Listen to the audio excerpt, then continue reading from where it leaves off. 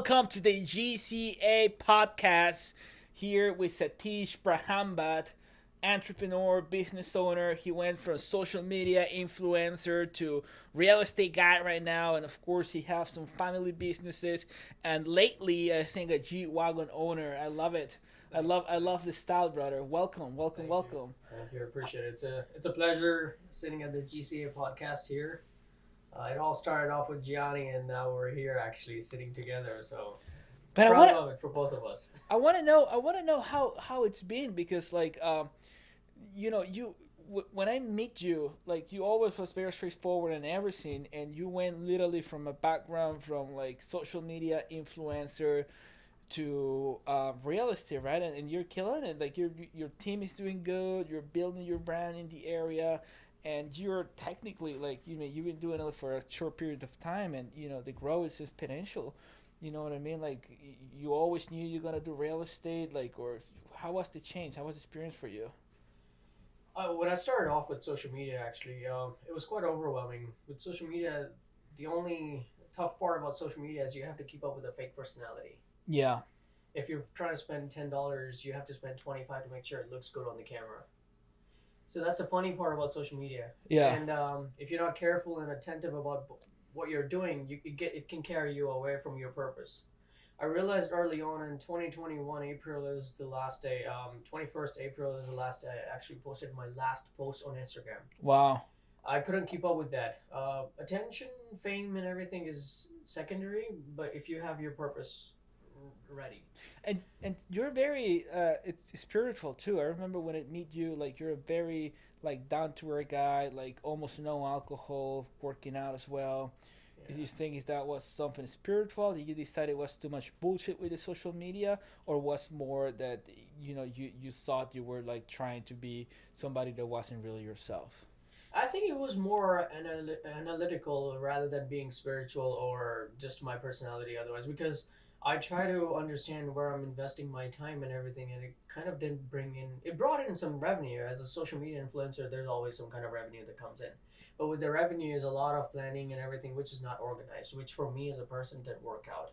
So I personally, I carried myself away. I've always had a salesperson mindset where, you Yeah, know, rather than being working in a small ticket, I always wanted to work on high if I'm on ticket items. commissions, as you know this business Yeah, actually, you make 100 calls, you become 100 times lucky a day actually. You don't make one call, you're not lucky a day. So the potential of this business actually, where it's a high ticket business, at the end of the day, it kind of made me realize that I need to get away and build something more realistic rather than just getting excited by 100,000 followers, yeah, 300,000 followers, which if yeah. you put it realistically, how many people are going to listen to you? 10, 15, 20?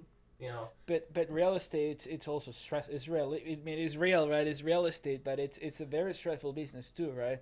I And mean, you're running at that point a company, right? But you I think there are levels of a business actually. You take yeah. up as much as you want. With real estate, I didn't plan on having wrinkles, but I've, started feel like starting to have wrinkles actually, and I need to, de-accelerate on the amount of stress that I take. But the nature of this business actually, if you want to succeed, and as a salesperson, you're always gonna look for more. There's always that 5% in ourselves that I want to do more. Yeah. If I did, 15 million this year, I want to do 25 the next year. We always Yeah. have that little bit Yeah. of an ego of Yeah. trying to anticipate more business, and that's what puts stress in us. And I mean, if you're making more than 200, $300,000 a year, you're expected to be under stress. You can, if you don't want to be stressed, get out of the business. It's Yeah. not meant for you. You know. You know what's crazy? Now that you touched that topic, I think when you're doing real estate, it really gets a point that you stop doing it for the money. I mean, you pass the $500,000 like bracket, right? And of course, like money is good, but me personally, I get my kicks out of winning, right? I get my kicks out of making deals. The bigger the deal, the better. And I'm like a junkie, but I'm a junkie of the feeling I get when I'm winning. Of course, I know I'm not like even like close to reach my maximum potential. I'm like, I think I can make a lot more money. And I realized by traveling that there's levels of this game But for me, like material things are not fulfilling me anymore. I'm really looking for the kicks I get by winning, by closing deals, by, like you say, looking for what's next on my career, right? You got the same feeling? It's like a winning a feeling, or you just want the sales, or you just like the money. I mean, you got a nice car now. You got the Gia. Yeah, the G is I think an end result of real estate. It's the hard work you put in, and I guess Oh yeah. the call from the accountant for not paying the taxes and How everything. how that happened? Yeah, you gotta tell me. Like, it's a very cool car. How you just decided to wake up one day, you were like, I'm gonna buy a G wagon. Like, Nah. how's that process, brother? Guide me through. As you mentioned, I was a person who doesn't like having fancy stuff on me or carrying around and Yeah. everything. But 26th of December, I'm actually traveling back from Ohio and get a call from my accountant. He's like, you're going to be paying an X amount of dollars this taxes. You need to cop up something. I was Oh like, wow. what's a good write off? And he goes, something that's Mm, a little bit big. I was like, what do you mean? Do I get an Escalade or what can I get? And he goes, just go for something fancy at this point. It will help your business. So I was yeah. like, be specific. And he goes something more than 6,000 pounds. And I always had a mindset about getting a G wagon. And Yeah. I was like, you're telling me on 29th of December to get a G Yeah. wagon. So I called my good friend of mine, actually, Eric, who hooked me up in Miami. I was Nice. like, dude, I need a G wagon.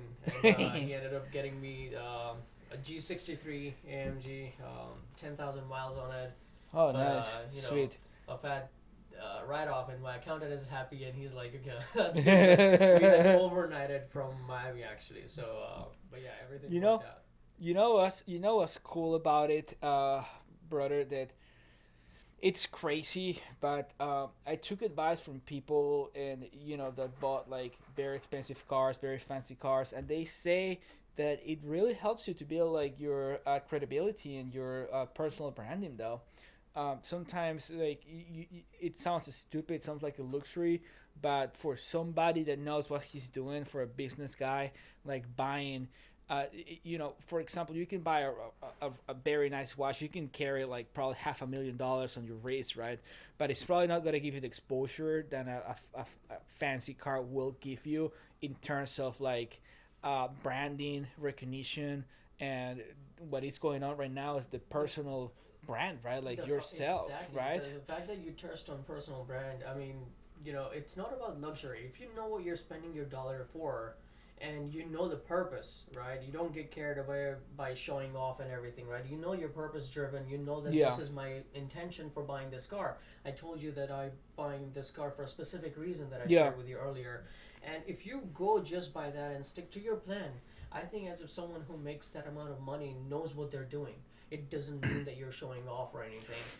Something I think it helps you too, and I recognize it. It's like you know how to carry yourself, right? You tailor your clothes, like you got a style, man. Like I see you rocking some outfits once in a while, and I'm like, Jesus Christ, you look good on you. You No. tailor your clothes, like what's I what's the appreciate deal it. there? Same my new like know, yeah, agent. Jacob- He got Jacob he is got he always- got a class too. Sometimes I just like rocking his like picos. I'm thinking like, I know, Jesus Christ, you look he's good on it though. He's your young Gen Z, but he rocks out like old money. He knows what he's doing, actually. But the crazy thing about like outfits and like with the clothing and everything, it's that I don't buy expensive clothes, to be honest with you. Yeah. It's the right combination and it's the right mindset. Like if I'm feeling good today, I'm feeling white today. Let me Yeah. put on a white pair of pants and a navy blue shirt. So it doesn't matter what the brand is, but you need Yeah. to know how to carry yourself. Like Jacob, right?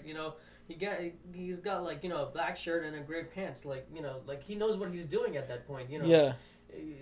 With combination with the outfits and everything, it's not something like you could go into a Louis Vuitton store and still buy a shitty outfit, bro, Yeah. for $5,000. Yeah, no, I'm not a big. We come from clothing. I don't know if that you're related to me, but I'm like I never like I bought myself once only like a Louis V T-shirt, and I feel it's a little too flashy. I feel like a little too aggressive, But I really like the accessories, like nothing like a good belt or a good shoes.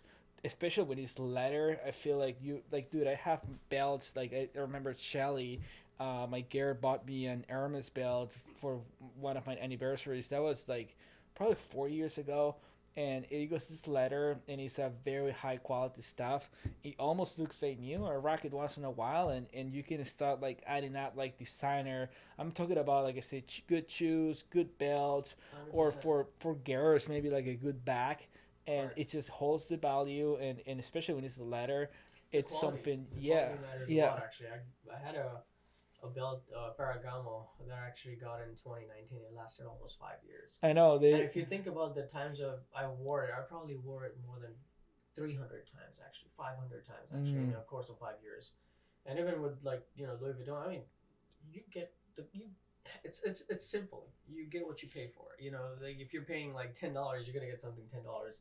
And yeah, if you go by the intention of, like, like using it for quality, you get yeah, more than what you're just buying it. Not Don't be a guy that spends $500 to just show off and, like, put up their shirt and just yeah. show off, like, just for that purpose. But that's not the main intention. If you use quality, build a lifestyle. That surrounding quality, good stuff. Like, drinking wine. Get a good glass and Mm, make yourself feel good about it. oh Right? yeah, Keep the intention or of, you like cigars? Get a good lighter. You yeah, know get what a I good mean? one. Like, serve yourself, not the society. The society is there to judge you. You spend $1, they're gonna judge you. You spend $100 for something that's $1, they're still gonna judge you. Let them fucking do whatever they want to do, but serve yourself. That's the main thing, I actually. love it. I feel like as well, and I tell everybody there's kind of like no second chance for a first impression, right? I always tell like new agents, or somebody that is just building a career and you're in business. Sometimes you just gotta freaking just like rack some like picos or get a nice like coat.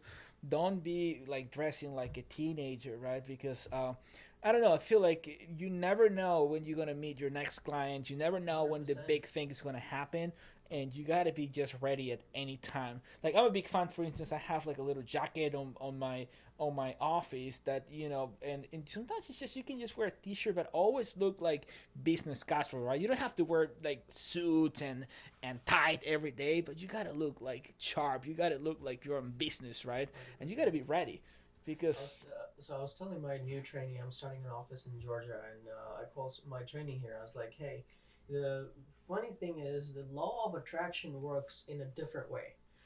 You have to be able to receive for you to get it, actually. So it doesn't matter if you have 10 appointments, but you're enrolled. So you know this business, actually. You might have a day where you don't have anything appointed. You don't have any appointment until 9 a.m. in the morning, but goes around 11 a.m. and you actually have six lined up, which the yeah, nature of the business is, that's the kind. So you have to be receiving and be ready at any times, because if you're not receiving, you're not going to get it. The law of attraction clearly says that have the potential to receive it, and then it will come to you. Manifestation, why do we manifest? Likewise goes on our outfits, and also it makes you feel good. You wear a shitty outfit and then see how you feel in the morning, and wear yeah, a good outfit and see how you feel. You still feel yeah. like, all right, I don't care if I don't have an appointment, but I'm still feeling spoofy today. I want to, I'm myself. Like, I'm confident. At that point, I think it just goes on how you carry yourself, rather than just, not being presentable. And if you're making money, like, be presentable. It just takes one more pants to get out of the drawer and, I love it. put on something nice, actually. Oh yeah, and I feel as well. It's something with. I always tell everybody you can be wearing a $500 like t-shirt, but if you're a fat fuck, it's not gonna look as good as somebody that is in good shape but is wearing a $5 t-shirt, right? Hit the Uh, fucking gym. there is a lot of value, and I getting to realize like a little late in my career this I was getting fat, dude, and I was thinking like, it's crazy, but the percentage of like men's that are winning that have a fucking great body, it's at that point you're like of the very very high tier of society, right? Like you if you can't figure that out, and it shows discipline. Like if you see somebody that it's like in good shape, it means they fucking worked their ass off, working out. It means they were disciplined with their food. It means they got something good going on, right? So just automatically they earn respect just by walking into a room, and it's also like you don't have to wear like $500 t-shirts or like designer. As long as you're in good shape, no matter what you wear, it's gonna look good on you. You know? 100%. The fact that you spare out that 1 hour a day, or probably 5 hours a week, for fitness ultimately respects yourself. You're respecting yourself more than others actually. At that point you're prioritizing like, yourself, your body. The human nature actually works in a crazy way. You take care of yourself, it's gonna be going to everything is gonna revolve around that actually. Your outfits, your fitness, and everything, it's all a choice. If you don't make a choice to be good in shape, to be good in colors, to be good in money and everything, you're not gonna have it. That's funny, but that's how it works. If you don't prioritize it, you're not gonna have it. The funny thing is, business can carry you away from fitness, but at that point, if fitness is still your priority, you can still have both money and a good body. Plus, there's nothing like being healthy. You know what I mean? There's nothing like, dude. I'm on a mission, and I started like probably about a year ago, and I started buying a whole bunch of like health equipment. I have a sauna, I have a red light therapy. I do hydrogen water. I do cold plunges. Not on winter time though. I don't have the balls yet to like. I try. I like. It's too cold, right? But I started building up this little setup. I really wanna like try starting from now, early in life, to see like the longest I can live. Right? If I can live until I'm like 120, I want to do it. You know what I mean? And I'm preparing. I'm like caught alcohol by 90%. Helped me a lot as well. That Shell is spreading it, but and really in that like mindset and that mission. And even with Jacob, like we wake up like we hit the gym every day nonstop. If we miss, we kind of like motivate each other, and it's cool because when you have a partner to work out, it's like you push each other's, right? And it's just sometimes you feel like shit and you don't want to go, but you told your partner you were gonna show up to the gym, and you're like, fuck, I have to just get my ass off bed and be there because I told this person she's expecting on me. And it's just results come, man. In the moment of trying to work out, you do 2 to 3 reps more just because a person is pushing you. The little push, a mental push, is really important actually at that point. Yeah. And you look more leaner than I saw you last time, so you've been onto something definitely. I've been working out. I'm on coaching as well. My Nice. coach Pinto, like Lucas Pinto, very good. He's a real estate guy from Seattle. I signed up his program, and I caught it up for a minute, and then I kind of like, I don't know, it's crazy, but I like to have that accountability, right? Because the problem by running your own business is like usually people don't tell you what to do, right? And it's always good to have somebody that's like, tell you, get your ass to work, right? Like you're failing on this, you're failing on that. And I don't know, I always have that like internal like voice inside of me that is telling me, you're doing this wrong, you're doing this wrong, and kind of like pushing myself to go to the next level, and above all, just like every day be a better person of myself, man. I'm playing that game, like just even if I can improve by 0.001%, as long as there's improvement, I'm happy. And I have bad days and I had good days, but just trying to get myself a better Gianni, right? A better G. You know what I mean? G, yeah. Yeah. A better gangster at that point. But the thing I like about fitness, which I'm carried away actually, my goal is to put on muscles actually, and that needs a lot more time than someone who's cutting down. You could be in a sauna for like 30 minutes and then you see a difference on your body, but with putting on. But yeah, that's something that I'm struggling with, and hopefully, this business stress that I'm new to doesn't carry me away, and I can improve there. It's crazy. Do you take any protein, something like you're vegan, right? Like how do you get your protein though? So protein powder is my only main source of protein. Actually, we do have lentils and everything, but majority of the times it's actually cottage cheese, protein powders, protein bars, and everything. I don't do chicken. I don't do eggs. So that's where the main source of chicken is for a lot of my gym buddies and everything. And you like steak, by the way. He likes a big fat piece of steak, and then every time he knows that I don't eat steak, he's gonna send me a picture of the steak, and I was like, hey, juicy fat steak. You wanna have it? He likes to tease me sometimes, but the thing about protein is that that's my only main source. But as a vegan, you're allowed to take like protein shakes. Is there any specific like brand that you can take? Is it like for no, vegans? I take anything. I mean, at this point, if I'm gonna be restricted, I'm gonna be binded by only plant protein, which I don't restrict myself from. I take proteins powders do have eggs in them, so which I Yeah, can't be really yeah, specific. I that's can't true. restrict myself from a lot of things at that point.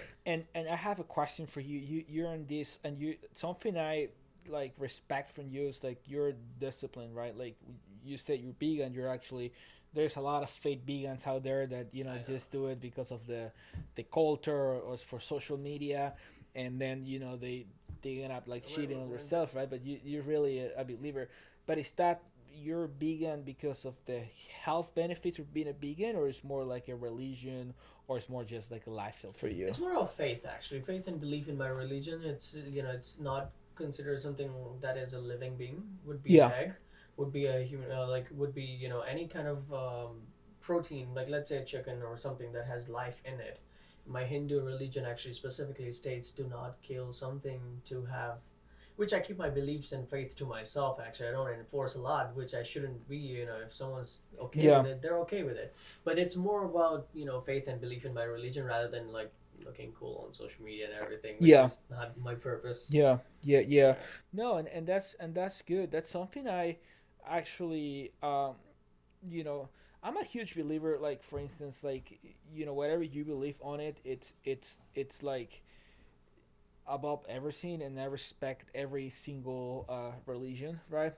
Uh, but something I admire and I like about the Indian culture is like you guys actually are true believers, right? Like you do usually what happened with the Christians, and I consider a Christian myself. It's that we kind of like don't really follow what our God is telling us, right?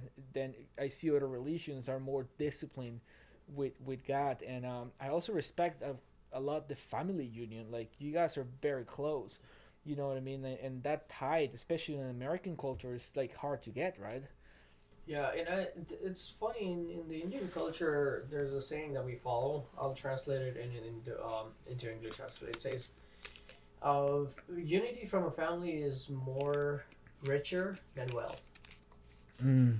So if you consider like well, as a family, you have your girlfriend, you're gonna get married. She'll become your wife, and when you're living life just by you two, that's it. There's no guidance. There's nothing. At that point, your discipline plays a big role, right? But again, still, it's a human body. You get carried away at times, actually, no matter what. Yeah. With with the Indian culture, actually, it's more about unity. Despite of the age of the parents and everything, how elder they get, it's more about them staying together. It's all about kept inside within the plate. A family is called a plate in our culture. Like everything stays within the plate. Any grain of rice that's falling in the plate, it's part of the family. And I think it really helped to build generational wealth as well to some extent, right? On a big time, right? Because you're keeping everything within the household, right? Like the houses, like your house is like 6,000 square feet. Like Yeah. I like your house, man. You gotta take me for the pool, man. I don't have the Thank you. outdoor I'm pool, excited for right? that. I'm excited to host this summer Yeah. party actually. But the thing that you You talked gotta put about, some burgers there for me, man. I I got. got you. You can slide it in from the back door, from the outdoor. Actually, that's I'm messing fine. with you, bro. So the thing with family reunion, you see Rockefeller and all these families, right? The one thing you realize that everyone stayed together. Mm. You walk in a group, your growth is going to be significantly higher than you walking by yourself. And Yeah. that applies to you as a couple walking and also a family walking together, actually. Yeah. Think about the power of 5 incomes and 2 incomes. Yeah. It That's doesn't matter. There's reassurance from the other 3 or 4 incomes that yeah. money is coming. That itself is self relief and it allows you to take more risk. That's That the main important part. that's something as well I saw on Muslim cultures though. 100%, It's they're very close, and they have very strong family bonds, and like you said, like for instance, you have two brothers, right? They get their own husbands and wife, they split. It's just they're paying two mortgages, they're paying like 4 car payments, they're paying like and the running two liability is a kitchens. lot bigger than if they would be in one household. It's just one everything, and they can just share the cars, share everything because they have that family uh, bond, right? Yeah, it's definitely that's true, and Unity it's is really it's important when if you have an ultimate goal of building generational wealth, you want to see your great grandkids enjoying the wealth that you build. yeah. I think it's really important to make sure that your kids are always staying together, or they're always staying with you. Which, I don't like the culture of it. If you're 18, you get out of the house, which is not nice. Hey, I'd rather stay in my, parents' basement and then build my life surrounding that. And Yeah. then, once I get my life settled up and everything, and then, get into a bigger house with the family and everything, go from Nice. 3 bed to 4 bed, 4 bed to five. You have a wife, you got 2 kids and everything, go to 7 beds, get a 7,000 square feet house. At that point, you're enjoying life. There's no Yeah. loneliness, there's no depression, there's no bullshit.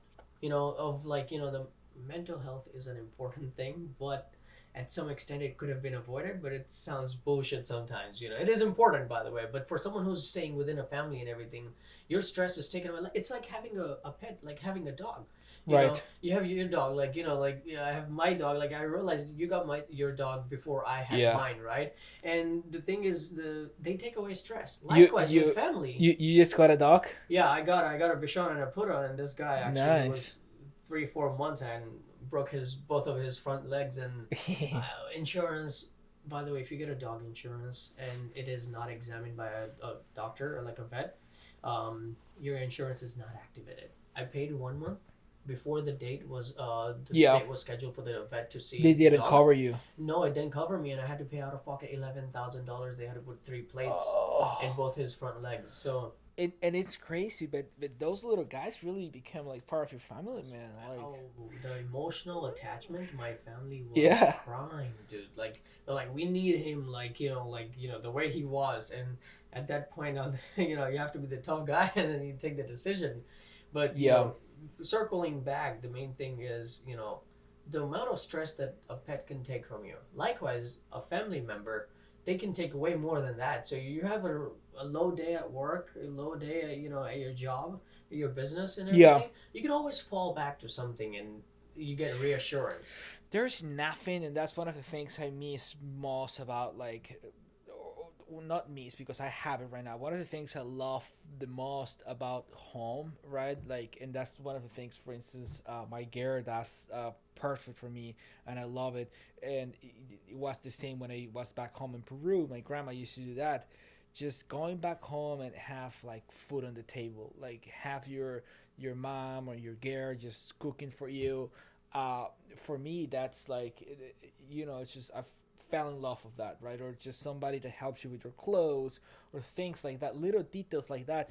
Some people think like, oh, men's, girls are independent, they shouldn't be cooking, they shouldn't be cleaning. That's bullshit, bro. Like, there's nothing that can really kind of like help to like get a guy then do those things, right? Like, I love the fact that my girl cooked for me. I love the fact that my girl helped me clean in the home, or like, takes care of like, the kids, or do things like that. Dude, I kind of don't like her being out working all the time. I kind of like her to like, take care of the basic things, and that's why I love her, really. It Yeah. has more love. It's the internal bond, the strength that you have. It gets stronger and stronger. The happiness you get from having a full course meal made by a girl or made by your It's mom better than any is restaurant. better than any restaurant. No Yeah. matter if you're going to like Nashira and getting $1,000 steak. Excuse me, that steak is this 1,000, but the emotions and everything, there's nothing there. But when it comes to family, mom or girlfriend making food or wife making food, there's nothing that cannot beat It's that. priceless. Like, no matter what kind of food, like, everyone Yeah. has that. That's always your food. Like, you fall back to that. Like, there's peace. There's peace Yeah. surrounding you, rather than driving to a place to have a piece Yeah. of shit. I wanna get a little bit, now that we're talking into family, but this is kind of like a business oriented podcast, right? You have your hands involved on, like, I know you did like social media. Now you're running a full-time real estate team, but it's your family business, right? The dry cleaning, how that works? Like, do you like it, you don't? Is there profitable? Like, what's the logistic behind, because they call it boring business, right? And I want to know more about it. What's your experience though? So the hard truth is that boring businesses become more successful than other businesses. And I recently Interesting. read a quote that do not enter an industry that has passionate people. That includes restaurants, hair salons, a lot more service-oriented businesses. Do not enter that business. Do not enter into a sector that has more passionate people, but enter into businesses where people don't want to get into. And that includes, dry cleaning businesses, car washes, a car detailing business. Yeah. You have chances of being successful at those businesses more Yeah. rather than where there's an industry of passionate Yeah. people. Because with the dry cleaning business, we're a franchisee of Zips Cleaners. Actually, it's a franchise that has about 74 locations throughout the whole country, and it's a one pricing dry cleaning. It's $3.49 any garment. Yeah. The thing is, the funny pattern that I've discussed about this business, actually, when the economy goes down, our business goes up. Let me repeat that again. When the economy goes down, Your business the goes business up. goes up. Wow. The franchise People model can, that people this can have- afford to buy that's- dishwashers, huh? the No, sorry, thing like is- washer and dryers, huh? If you would think about it, right, at that point, there's a lot of recollecting. When everything goes down, people recollect themselves, actually. They take care of Interesting. themselves more. That's funny that this is how it works, but and also the structure of my, there are dry cleaners that charge like $7 a pair of pants and stuff. Like, we charge $3.49. But, the thing is, when the economy goes down, our business goes up. That's funny. But when it comes to boring businesses, I think you have more chances of having a consistent, year-round income. Yeah. And being less stressed and everything. And overall, every industry has their timings. Hospitality, summer times. But, everyone's got to go to the job every morning. They need a crispy shirt on. They need a pair of pants that, creased They up, always gotta be there. pair of pants. So that industry, and also you can have a coin laundry and stuff like that has like 15, 20 machines and 20 washers and 20 dryers, and put a vending machine there, get a part-time employee to do the wash and fold and everything, right? I told Yeah. you about the wash and fold service, right? And sorry to cut you off, but let's say somebody that is watching this podcast wants to start, a laundromat. What do you think is better, to buy a franchise or just start it from zero? What's your advice, or don't do it? Because I read somewhere that the success ratio on laundromats or like boring businesses overall, like car wash, stuff like that, is very high. Like this, like 90% success rate. So they made it somehow. What's your advice? So you're touching on an industry that has to do with a lot of with personal hygiene and personal necessities for the day. So that means that you're entering into an industry that everyone's going to need every day. It's like a grocery store. Yeah. But coming back to the point, you should definitely enter into this business. Number one, when it comes to getting a franchise or going solo, doing everything by yourself, it has a lot to do with your GK, general knowledge. Are you comfortable? Are you adaptable with a new change and everything? Are you able to get a let's say, lease out a location for 5 years, start out everything, learn let's say, install the machines and everything, get a third-party contracting machine to actually put all the machines in, and learn the softwares and everything. You have that kind of self-belief. So the funny part about having a franchise is that there's a practiced model that works. Got Right? it. Without going without a franchise, at that point you're betting a lot on yourself and self-belief at that point. And you have to build the systems. There's a lot more you have to A learn. lot more specifics. And I think if someone's leveraging, and I might be wrong, there might be a lot of independent owners that might not like what I say. Your 5%, 6% royalty and a 30,000 or 25,000 franchise fees that you pay has way less value in terms of longevity. You want to be a businessman? Every businessman needs growth. Otherwise, they shouldn't call them a businessman. Like, they'll rather be, if they don't want to grow, Yeah. they'll rather be at a W-2 job or, working for someone else. Yeah. And every businessman, and I think this business is scalable. You open a location, get a lease, put in 20 machines, 20 washers, and 20 dryers, finance that thing, put in a part-time person for wash and fold service. And the everything. franchise usually help you with the financing too, and right? Morris Laundry is actually one of the coin laundry franchising, right? They have a good business model. do actually. you own those as well, or No, only so I am Sips? only we're called a coin laundry is just a coin laundry washer and dryer. You're a full dry service. cleaner is a full service dry Yeah. cleaning for any garment that you bring in. It's pressed and touched by a human being at every part of the garment, actually. you know, it's crazy. When I meet you, you show me your. It's a whole bunch of operations. So it's like a whole. It lot seems of like it was specifics. like you see one person in the store, you go in the back, you have like 10 employees, like it's like a machine all day, boom boom boom. I was thinking like, what the fuck, you know what I mean? And It's the fact that you touched that, actually, that system that you saw, right? And yeah. every person at every station, that was built by a franchise. And imagine now you were a person who cares about their time and everything. Can you build that? You will lost the You do it customer yourself, close all the 100%. time. Yeah. So You that's will- why using a practiced franchise model works a lot.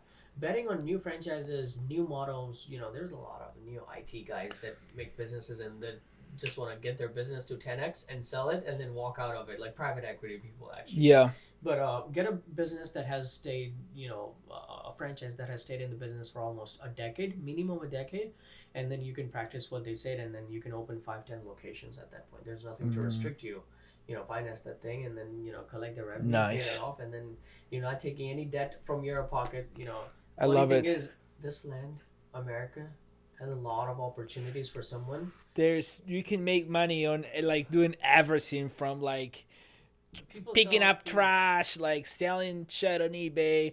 Like there's, I mean, there's that's what they call it industries, right? In every industry, there's a path to make money. I That's what might I be love about biased about America. this, but Jelly, it's easy to make $10,000 in today's world than it used to be 5 years ago. Yeah, And if someone uses their brain right and everything, right, I could bet you this. If I give you an information, if I give you a list of 10 things, right, and you practice those and you follow those, I bet you can build a business that makes $10,000 in 3 to 4 months, bro. Not much, 3 to 4 yeah, months. But where do people leave out? They don't want to put in the work. yeah, They want quick money schemes and everything. That's not there. You have to put all your belief and everything, which, yeah. 10,000, I think in today's world, if you see the actual like potential of a business, it's a joke to make $10,000. Trust me. I have I have on my last podcast I did was with my friend Gonzalo back in Miami, and he was telling me something. I asked him straightforward because he got like 50 agents. This dude is doing like big things in Peru, right? He's looking right now expanding to Miami, blah blah blah. But I was talking to him, and I asked him like, "What do you think is like the number one secret of success?" And he said like, "Listen, the number one above everything is fucking hard work." You know what I mean? Like it's like you have if you don't have money to hire an extra employee, then hire your own self. Just work an extra shift. You know what I mean? And then at that point, you will have the money. You know, a lot of people say like, "Oh, use excuse I don't have the money," blah blah blah. If you work hard and you really put the hours, and working hard means actually doing productive things, right? Prospecting. People, I hate to make calls, right? Some people don't like it, right? But if you put the fucking hours, there's no way mathematically the world will reward you for sure, Take an especially in example. America. Take an example of yourself, actually, right? Back closer to 2020, you got into real estate, just around like 2019 and 2020, right? Yeah, You think about yourself at that point. You were doing the trans yourself. You were calling them by yourself. You were doing every showing and everything by yourself. You were listing everything by yourself. Well, the thing was, you were outsourcing photographers. That it's a service that you were getting, right? But now you're able to get someone who does your transaction coordinator, right? Someone yeah, who's able to do a showing, a buyer's agent. You have buyer's agent, one of your agents here. yeah, You have a listing agent, right? You have a media team. You used to record your videos by yourself and post it. Now you have a full-blown in-house production and yeah, everything. And the last and the foremost, listings and everything, right? And again, yeah. you did all that by yourself. All you do is when you get into business, the funny thing is that with business, it's that when you're starting off, you have to be the jack of all trades, actually. And I think it's a whole different career path, right? Because my job right now, it's not my job when I start selling real estate. Like I start as a realtor. I don't consider myself a realtor now. I'm a business operator, right? 100%, Like I'm yes. running a business, and I feel like not business is it's rough, man. It's not for everybody. It was times that with the economy and everything, like you have huge responsibilities that I was thinking like, shit, how I'm gonna cover my payroll, or do you have like business expenses, right? It's crazy. You have like rent roll, it gets like the overhead marketing, payroll. It's huge, and you realize that every decision you're making, it impact your team as well. So you 100%, yeah. have to be more wise when you make the moves, because if you fucked it up, you don't fucked up just yourself, you You fucked fucked up up the whole team and everybody everything, yeah. around you. So you know what I tell everybody, you can build a very nice career and make a lot of money and be happy without taking the stress of running a business. Like running a business, being an entrepreneur is not for everybody and doesn't need to be for everybody.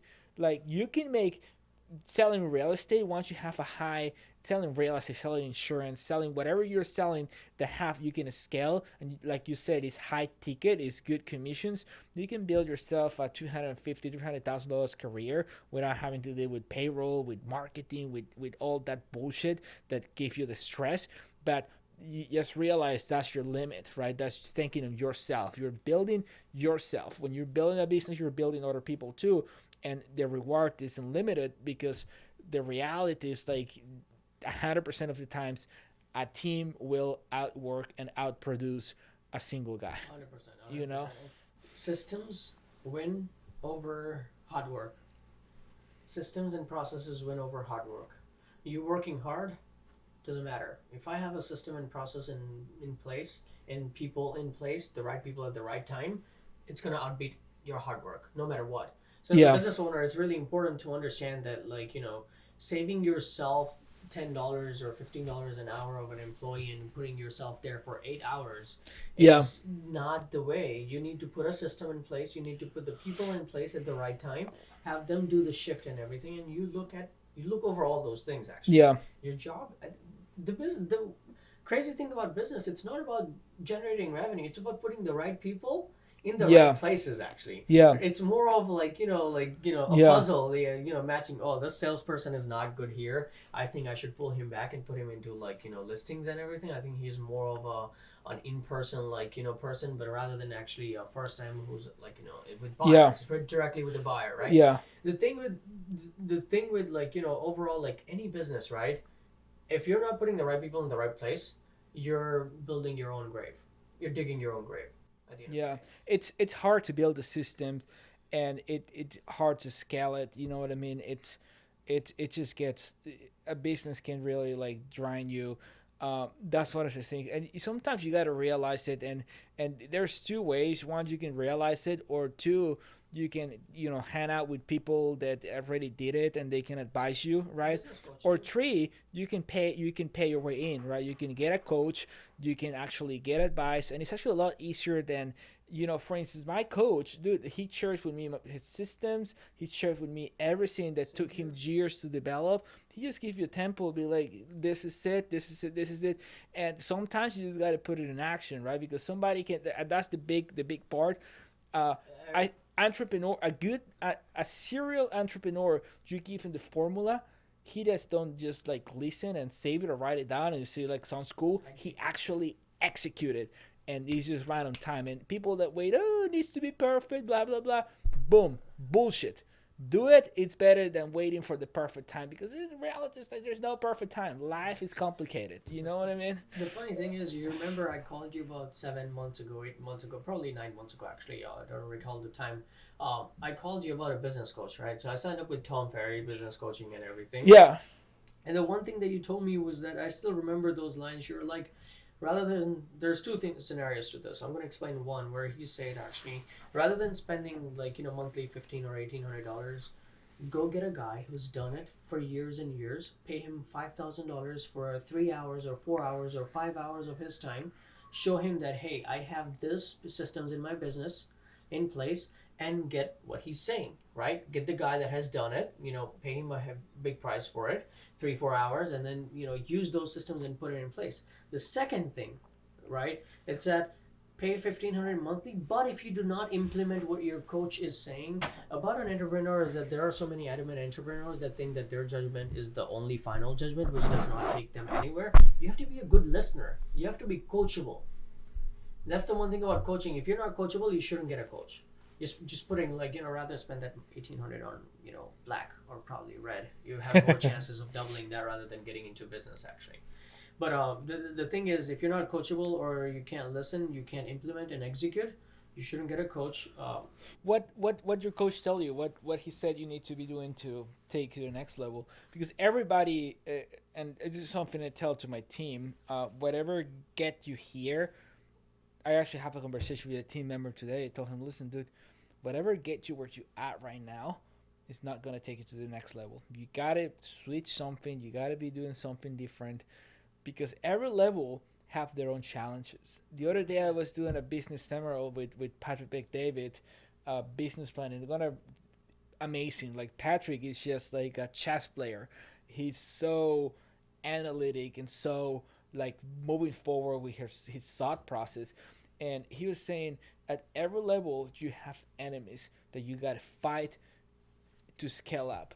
And some people get stuck, but in for instance, somebody that is making 10, $50 million a year, I think if I don't remember, one of the biggest enemies is his ego, right? And that happened even when you're breaking the first $1 million. Your ego, and it's a tough position because you feel like when society tell you, oh, I'm better than my cousins, or I'm better like making more money than this, or your mom, your dad, they look at you as a hero because you're like the guy that makes the most money in the family. But then you travel, you go to Miami or you go to a bigger city, you realize you're a little fish, little one little. You realize there's levels in this game, man, and as an entrepreneur, I'm competitive. I want to look forward what's next. That's why I just simple math. I was looking here in the area, like top producers, like in Harrisburg, right? The teams, like the big teams that are doing it for like 30 years, they do 50 million bucks a year on volume, right? And it's just like 50 million is not where I want to be. I start stalking people in Philly, right? Bigger market, bigger GDP, more people. The top producers there. I'll let you guess. What's the production the production of the top dock in Philadelphia? I know the take guy, a wild so guess. I know the guy, so I'll guess it right. About $73 million. Not even close. Really? Not even close. Wow. $260 million. 260 million. 210 people on the team. It's not. Put It's it in perspective, guys. Yeah. That's actually and more than 10 mil. I'm gonna drop his name. It's Mike McCann. I stalk him. Because Mike McCann. Yeah, because I was showing one of his listings, $6 million on Green Street, and I just bald. He's probably around 60, bald dude. His picture, he has his glasses. He looks like a gangster, bro. And I always like to stalk people, right? Mm-hmm. And I did the numbers, and I was thinking, shit, this guy is making some serious money, and that's just on the commission. Imagine the title work. Imagine the the partners and stuff you develop. He probably have rentals. I don't know, but that's a lot of fucking money, man. Yeah. And the wealth as an agent, you see someone's numbers like this, 260 million, right? with 10 people. With 10 people. With 10 people. And the funny thing Yeah. is, he's probably been doing it for almost years now. 30, yeah. 30 years now, right? To put that in perspective, he's crossed $1 billion in sales in 5 years, right? That means that he's made cash $30 million.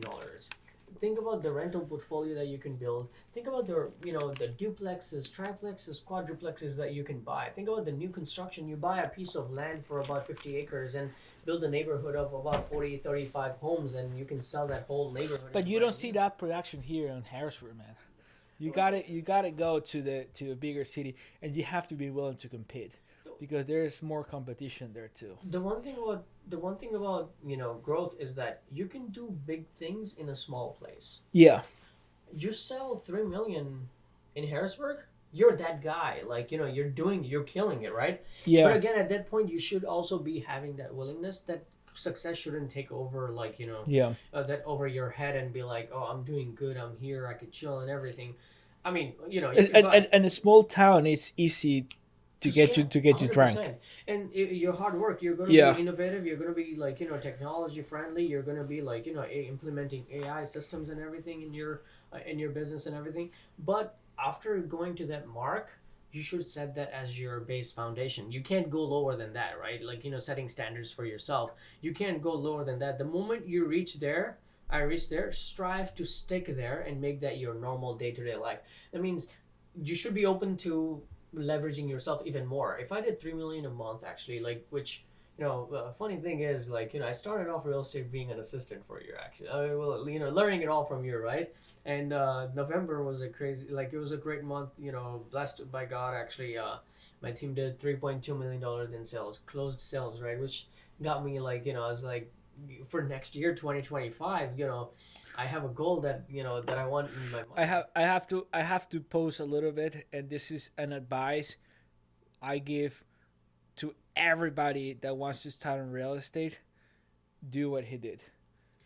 Like that he saved himself fucking years, and it's very smart because if you're starting out, you just go new agent. You want to do it yourself? Go to a fucking team, man. $100%. The experience you gotta learn at the beginning, it's mind blowing because if you get close, you learn the systems, you learn how it works. You don't have to go to the dirt. Down the line, if you want to be an entrepreneur, you want to open your own like show, it's a free market. You're more than welcome to do it. But your new agent, you're gonna get a slap on the face if you and it's just took me years to develop what he did on 1 year, and it's because he took that route. If I would have to go back and start over, I would probably do that. Just join a fucking team and let's see where it takes me. You know what I mean? It's just, but join the right team. That's 100%, important. yes, Join yes. the right team, and your knowledge is gonna be like because you suck in experience for somebody that is already doing it. You know what I mean? And you can just duplicate, or maybe you don't have to leave. Maybe you can stay there and build a successful career. Depends on what you want. Like it said, being an entrepreneur is not for everybody. You can be happy having a great career, taking care of your family on a team, or you can just take the knowledge and move on to the next chapter of your life. Whatever you want to do, it's a free market, and we know it. You know what I mean? Uh, I will advise that to every 100%, yeah. single Any agent. time of the day, I tell them, like, once you're starting off, don't be like, like, don't try to be over smart. Yeah, Fall under, like, we call it, actually, fall under surrenderance, but, like, you don't need to do that, but fall under guidance, right? Get someone who has done it, like, follow that. Like, I joined as an assistant for him, actually. He started off, like, um, deep down the line, at this point right now, like, licensed for about, 2 years now, 1.5 year, like, closing 3 million in 1 month, actually 3.2 million in 1 month. yeah. No, you're And doing great, man. forget about, like, I haven't even mentioned, like, the title work on the side and everything that that comes up. But the one thing is that you always keep yourself open to opportunities and adaptabilities, right? Would you Yeah. think it would be possible for me to do it if I was just one guy who was I implementing and think doing I it? think Just I think would it be possible? Like you got that personality.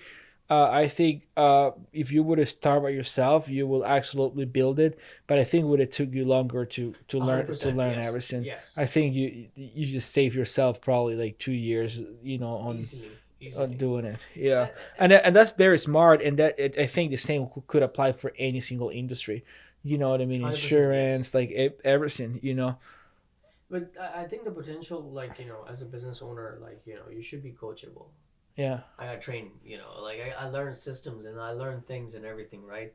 And I think, rather than being all of it, just follow someone what they've done, actually. Take their guidance, take their advice, follow what they're teaching you and everything, right? And Yeah. also, as a as a human being, you should be smart about who you go with, right? Not just join any team.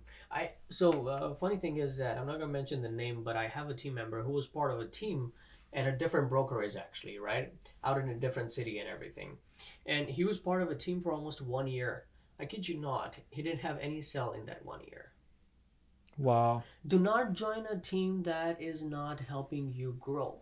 I repeat that again. Do not join a team as a real estate agent that is not helping you grow, because the team structure is meant for you to grow, right? This guy did not have a sale for 1 whole year.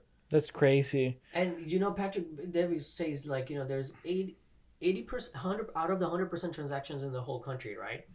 20% agents do 80% of the sales, and That's 80% true. of the agents do 20% of the sales. That means 80% of homes are sold by the top 20% agents in the whole country, and the rest of the 20% left out from this top agents are done by 80% of the agents. And he was part of one. That's That and so many of you agents are stuck in teams that are not helping you grow because of obligations. Guess what? Why he was still with that guy? He was his high school coach. Mm. Do not fall under obligations. You're here to make money. Like, step up, get out, and look for success and growth.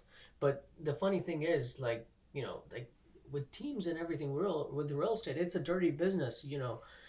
It's gonna get you lazy. It's gonna get you like to just sit there and do nothing.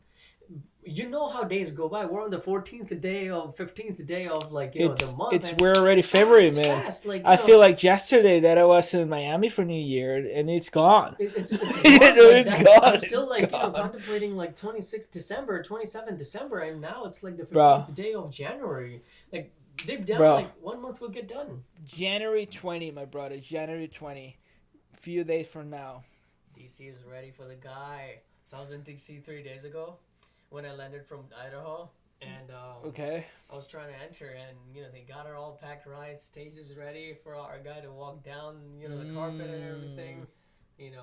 As a business owner, how are you excited about like Donald J. Trump?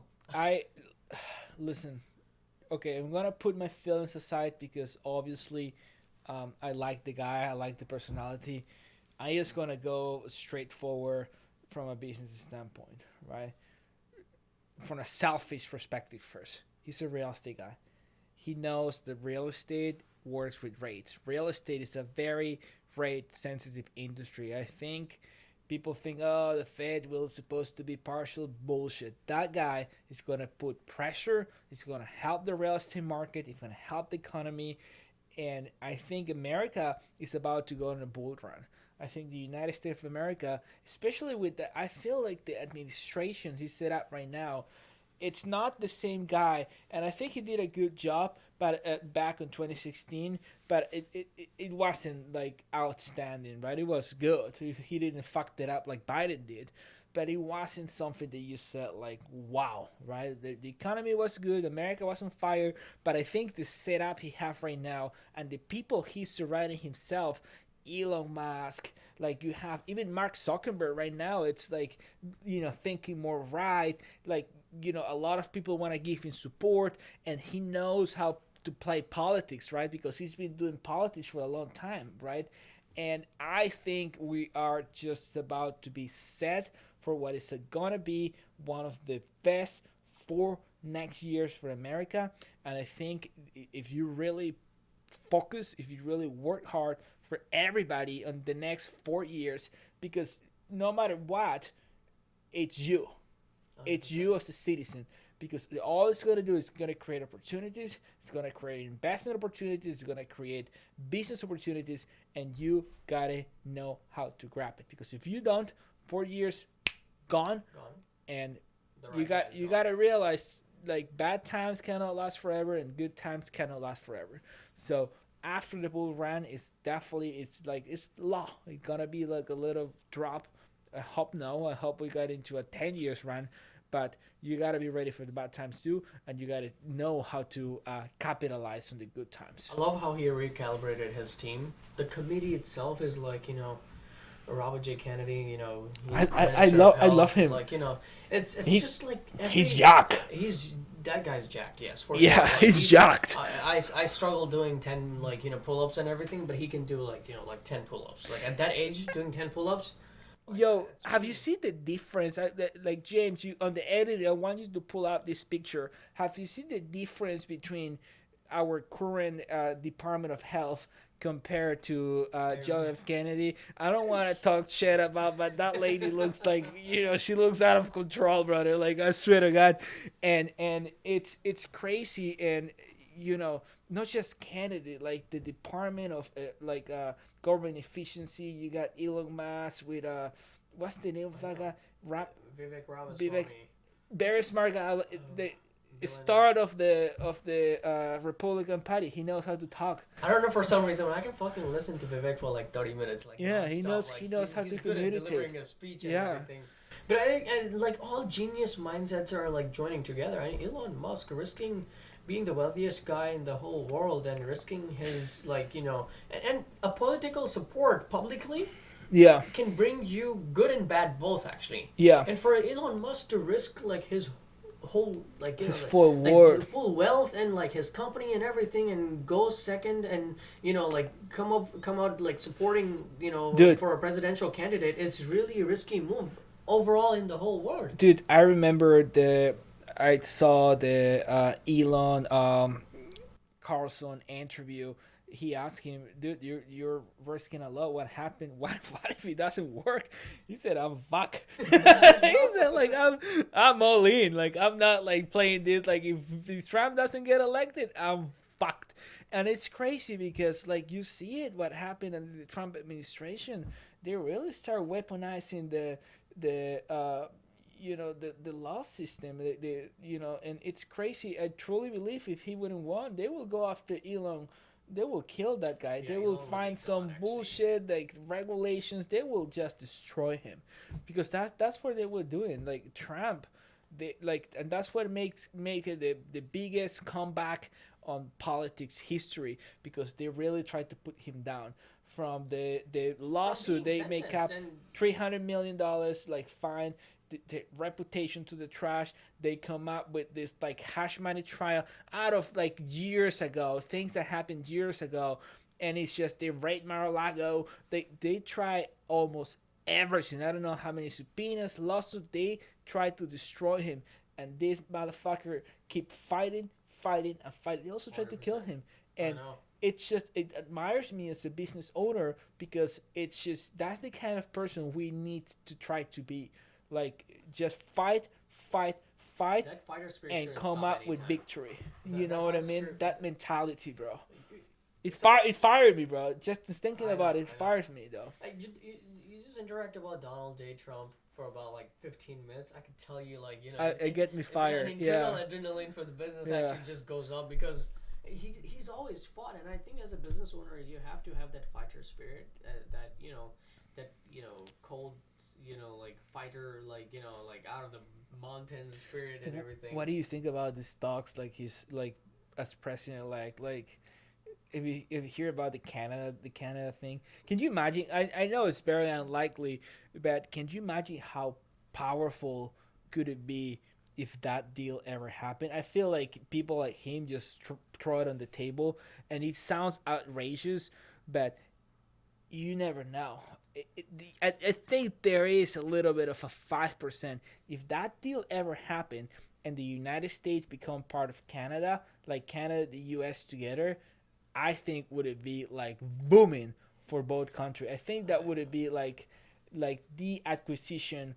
He will become probably The at that best real point. estate deal in the world. Yeah, no, bro, and it's just like it would be so beneficial for both countries, bro. It would it be, because Canada needs the U.S.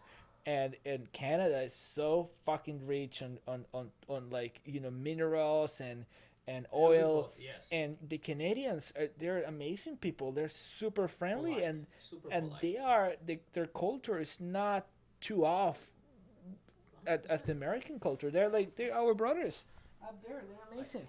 I love Canadians. I lived in Toronto. I was studying in Toronto actually. Yeah. And I had a habit of actually, that was my daily routine actually, getting to the bus stop and everything. And the moment from going from I used to live at my uncle's townhouse actually, in their basement out there in Canada, and going from the townhouse till the bus stop, I'll meet 5 people, 5 in the morning, at 5 or 6 in the morning, and they would all nod their head saying good morning or something like that. And then right after that, I went to Florida. I moved to Miami right after that. Dude. Going from where I used to live until the bus stop, I nod my head and I was cursed. Fuck you want. So, but the thing is, it just shows like how polite Canadians are. Yeah. And if that deal is to go through, Yeah. I think he humiliated the Canadian president into resigning. That's just funny, like like the power that he holds without even like getting the oath. His tweets and social media and like social app and everything. I think, bro. I think people are just so sick of like liberalism and like socialism. And it's crazy because it sounds good until you actually feel the pain. You know what I mean? And I think people are just sick of that bullshit. I think he hurt himself.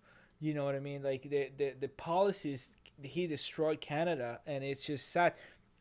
all based on policies. And I think people just realize it because they're hurt. Like, their economy is not doing good, and such a wonder. Like, bro, like Toronto.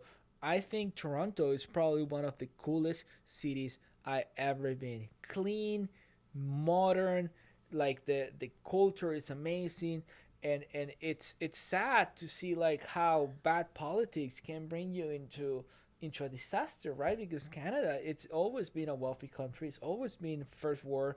Their culture is amazing, and they have so much potential. And it's sad to see what is happening right now because of bad policies, bro. The thing is, their taxation system actually is one of the. I think as a hardworking person, as a business owner, you would know, like, how much it takes. Recently saw a podcast actually from one of the guys. He says, for me to take home $1 million in Canada, I have to make $2.7 million. You put that into perspective, your marketing budget needs to be doubled, and everything, like everything just doubles out. And Canadians joining America, I mean, you're taking out of 2.7, you're taking more home actually, rather than just $1 million. But if you put in perspective, you have to make almost 1/3, closer to 1/3 or 2/3 more. Same happened on California, man.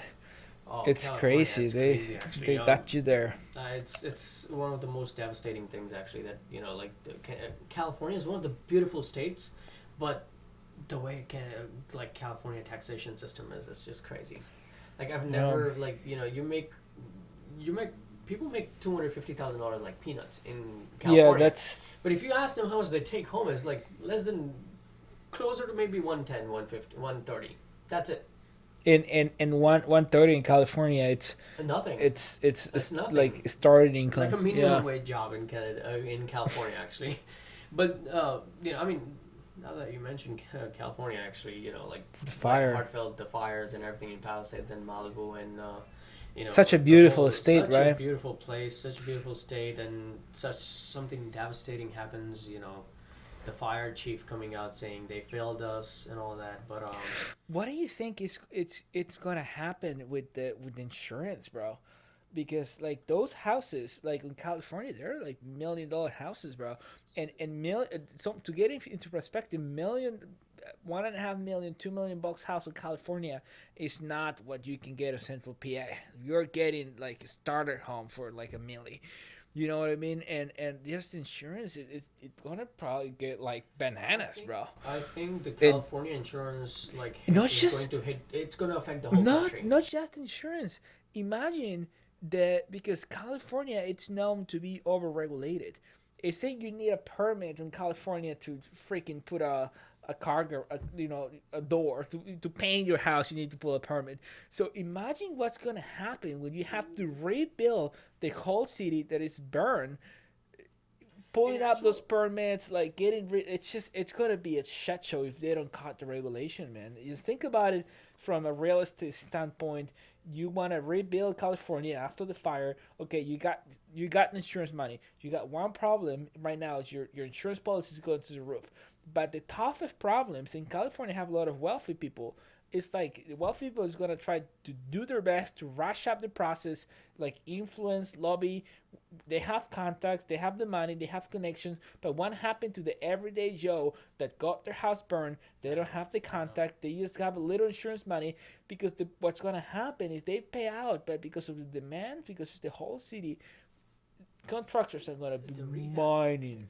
Well, having a construction company in California right now, if you're a business owner and you want 2 quick ideas to build a business, get a team of 10 people, 10 friends, team up together, open Go a to construction California. company in California, go to Palisade or go to Malibu, live in an RV for $5,000 a month, get 2 RVs, 10 people living in 2 RVs, that's $1,000 a month in rent. That's true. Opportunity there right now for construction. Your groceries and everything, let's say $600, $1,600 per person, 10 friends move out to California and actually Jacob, live there. We're gonna specialize on burnt houses right now on LA. We're gonna be we specialize in burnt houses. $1 million. Trust me, and a disaster restoration company. 10 friends, either a construction company. You don't have construction experience, build a disaster restoration company. 10 friends removing dirt from a house. That's it. I tell you not, within 2 years, you come back as a millionaire back to Central PA.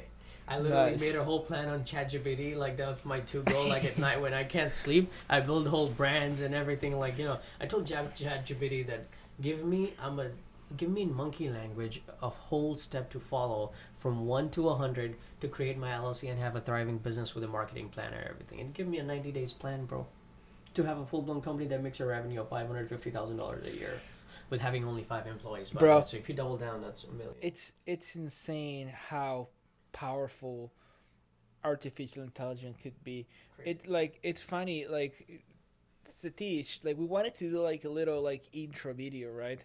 For where he like show up on his like G wagon, wanted to make it look a little fancy, right? And I literally just went down, grabbed my phone, did a little 30 seconds, right? Put it on it was TikTok, right? They came out with this like AI, like AI thing, bro. The video come out the color like grading on that? nice. It takes James almost like some more time to actually figure that color grading out. But this color grading was absolutely nuts. Like, I've never. I was surprised. I was like, "What is this quality?" It looked like you took on a red camera actually. Like those little like expensive $100,000 cameras actually. Well, the thing is the iPhone camera is pretty fucking good. But then faster. Good is nice, but like faster, like in a second, like rendering that video in a second, which was quite surprising. I never seen that before, and that's a feature that actually recently came on TikTok. But going back to like the value of real estate and everything in California, we got a little carried away there. The actual loss is closer to $100 billion, right? I can't imagine. In terms of real estate, but when it comes to insurance, we all know in this business actually, the rebuild cost is always higher than the actual value in today's market, right? The rebuild cost is closer to $200 billion, bro. And insurance companies will be paying out $200 billion. Wow. $200 billion. Like, we're joking about actually moving out to California with a construction I wonder company, if they're gonna get some sort of bailout. That sounds wild. Do they have that well, money? the government is gonna come with. Well, insurance companies have more than $200 billion, bro. There's actually, they're sitting I in think wealth, there's right? actually 253 million. But that's gotta be definitely, it's gotta be a loss for some of this, at least on the physical year. You know what I mean? That's a nice. So I don't know if you know how the insurance world works. Actually, insurance companies actually receive money or lend money on insurance too. You're getting an insurance, but they borrow money or they lend money on insurance too. Wow. Let me get that right. There's a bank out there that's actually getting money from the insurance companies. They have cash, right? They have a cash cow. So like when it comes, and also with disaster relief and everything, until I know the government is gonna step in, they're gonna also have relief because it's it's a disaster that has happened, right? It's sad. If we can step in for Ukraine, I think we should definitely be able to for step America. in for California, for American people, people who work hard and cannot go back to their house, to their pets, to their families, kids having the same thing. But I think the government will jump in, but if the government doesn't, I saw like they're gonna get like emergency funds, $770 that the president signed off, but $770 in California doesn't do anything, doesn't get you anything actually. But the funny thing is that if the insurance company doesn't get any support from the government, I think this $200 billion market is gonna affect the whole country. And each house, like, I saw Grant Cardone's house, like, his house, like, then burned down overall totally, but his house was there, but, like, a whole line starting from, like, like, the first and until the 100th house. The first thing they have to do, bro, is cut the regulations to pull the permits and everything. It's gonna be a shit show if they don't make a dramatic change. I think ultimately the real estate market in California is gonna, don't get me wrong, but it's gonna dry out. Yeah. The values are gonna come down significantly. The reason is that any natural disaster, ultimately when it bundles up, and California has had fires every year, like this shouldn't have gone this far. But my main point here is that, like, people will stay away. The fear, right? The buyer fear, like before even the rates come down, like, like the stock market, the phobia and everything, right? Someone to spend $30 million, they're like, what if my house burns down into fires? Like someone buying a house in Malibu, $30 million, and they're like, oh shit, I don't want to spend my $30 million here. Like, Yeah. what if my house burns down to coal? At that point, my money is stuck. So that fear itself, it leads to one less buyer, one less potential buyer. There's actually 100 buyers who build up for Yeah. one potential buyer. That's one less potential buyer of that property that's backing out from California, and I think all that money will go to Florida. For some reason, it's going to the coast of Florida. That's my understanding. And Texas too, right? Texas is booming 30 million too. in Texas, you can buy a whole town. Actually, I'm sorry, Texas, I love you, but I still, But I think the whole fascination about LA, I think that's gonna deep down because of these fires. we'll see what happens. I'm not like a super expert in that. Just hope the best. I'll Rush, just scroll around. I just want to know, just to wrap this up, your perspective. How do you see like your business? How do you see the market, the economy? Do you share the same thoughts with me that the future looks bright? Do you think like we're gonna have more calm of the war? Uh, like, what's your points of view? What do you think is coming in 2025? There's two realities of this actually. One is how I prepare myself for it. If you go on an individual perspective, like if you are to just ask me how personally I feel rather than what the market is doing and everything, I feel like systems and processes will win, and I can always double down on my business having that. I feel like no matter how the market is outperforming, there's always that one guy that's doing amazing year round. And that guy will always do good because he's got his stuff right. He knows what he's doing and everything, right? So as an individual, as a personal brand, as someone who's actually starting off in this, business new, or someone who's already there, like, my struggles are to stay consistent. If you are able to stay consistent and do the same thing, I think no matter what the market is, being transparent with you, Gianni, I think no matter what the market is, there's always and always room for growth. Even if it's recession, you can pick up more listings if there's a recession.